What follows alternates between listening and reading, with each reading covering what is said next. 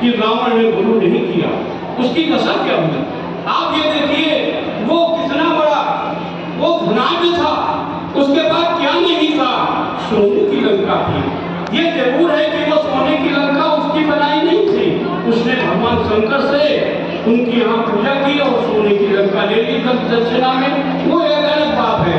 लेकिन सोने की लंका थी और वो पूरे त्रिलोक का विजेता था, उसके पास कोई ऐसी चीज नहीं जो नहीं थी, सब कुछ था उसके पास। और वो बलवान भी बहुत तथा वो ज्ञानी और पंडित भी था। सात संगति को इतना बड़ा ज्ञानी और पंडित था, 4 वेद 6 शास्त्र का ज्ञाता था, कोई कमी नहीं थी। कहते हैं कि विगत गुरु के ईश्वर की प्राप्ति नहीं हो सकती, लेकिन वो एक ऐसा शख्स था जिसने विगत गुरु के ईश्वर का साक्षात्कार किया था। क्या नहीं था उसके पास, वो मायावी भी था, अपने रूप बदल लेता था।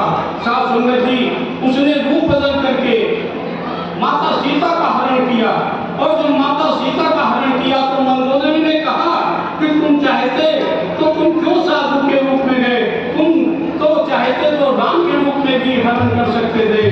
तो उसने कितना सुंदर जवाब दिया, वो कितना ज्ञानी था, उसने ये जवाब दिया कि मैं चाहता तो राम का रूप बनाकर सीता का हरण कर लाता, लेकिन मैंने भगवा वस्त्र पहने साधु का रूप बनाया, समाज को संदेश दिया कि देखिए ये वेशभूषा धारण करने वाले सभी सही नहीं होते, ये कोई जरूरी नहीं है कि जो वेशभूषा में रहता है वो सही होगा, वो साधु ही होगा, ऐसा कुछ नहीं है, हो भी सकता है और नहीं भी हो सकता है।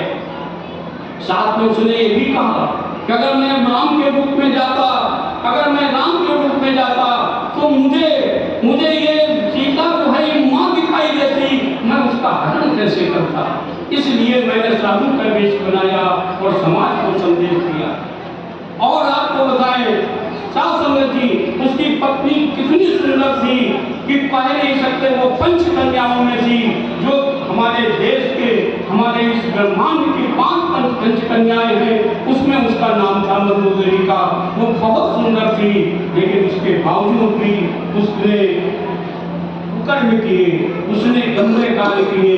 और वो क्यों किए, अगर उसने गुरु किया होता, अगर उसका कोई गुरु नहीं था, उसने कभी सत्संग नहीं किया, इसलिए गुरु हमारे लिए एक दिशा निर्देश देते हैं, वो हमें बताते हैं कि हमें क्या करना है, वो हमें बताते हैं कि हमें किस रास्ते पर चलना है। और उसने गुरु नहीं किया, उसकी ये दुर्दशा हुई। सात संगत जी ये तो होगी गुरु की बात कि हमें गुरु से गुरु करना है। फिर एक बात और आती है कि हमने गुरु तो कर लिया, सात संगत जी गुरु कर लिया, और गुरु करने के बाद समाज आपको बहुत परेशान करेगा। कोई कहेगा कैसा दूर कर लिया, कोई कहेगा कैसी पूजा करते हो, कोई कुछ कहेगा, और आपको बताएं वो आपके ध्यान को, आपके संकल्प को बिगाड़ने की कोशिश करेगा। एक बहुत छोटी सी बात बताता हूँ। एक साधु बाबा थे, वो एक पनघट में गए, उन्होंने पानी पिया, पानी पी करके वो लेट गए और एक पत्थर को अपनी तकिया बनाकर लेट गए। तो हुआ क्या साधु जी कि पनिहारी नहीं, 4 पनिहारी नहीं। एक ने क्या कहा, देखिए अब देखिए कैसे भटकाव होता है, कैसे लोगों के संकल्प को भंग किया जाता है। एक ने कहा, एक पनिहारी ने, साधु है, बाबा है और तकिया लगा के लेटा हुआ है। अब वो तो एकदम से चौंक गया, उसने सोचा कि मैंने गलत काम किया, उसने पत्थर उठा के फेंक मारा।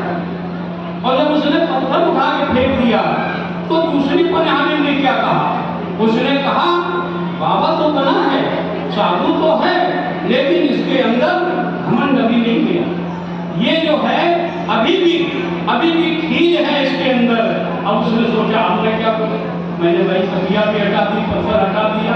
अब तीसरी पनिहारी बोली, तीसरी ने कहा कि ये जो है, ये जो तुम इस तरह की खीज कर रहे हो और तुमको तो मतलब भगवान की पूजा करनी चाहिए, तुम्हारा मन भटक कैसे रहा है।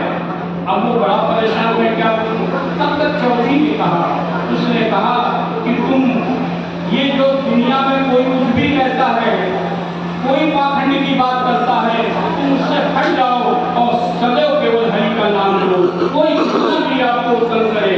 साफ संगत जी, जब हम लोग बाबा जी से ज्ञान लेते हैं, बाबा जी से ज्ञान लेने के बाद अपने परिवार में जाते हैं, समाज में जाते हैं, तो बहुत से लोग कहते हैं कि आप कहाँ आपने ज्ञान ले लिया, कैसा ज्ञान ले लिया।